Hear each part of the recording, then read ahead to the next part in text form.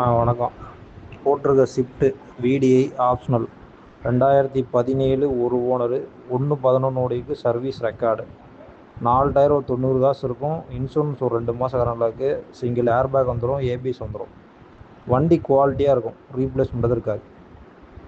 5,75,000 வேலை சொல்கிறாங்க. 5,60,000 வியாபாரம் நடக்கும். ஒரு 5-10 முன்ன பின்ன அனுசரித்து பேசலாம், பெரிய வித்தியாசத்தில் பேச முடியாது. ஒரு 5,55 5,50 கூட ட்ரை பண்ணி எடுத்து கொடுக்கலாம். அது கீழே வண்டி தரமாட்டாங்க. தேவைப்படுறீங்க கூப்பிடுங்க. வணக்கம்.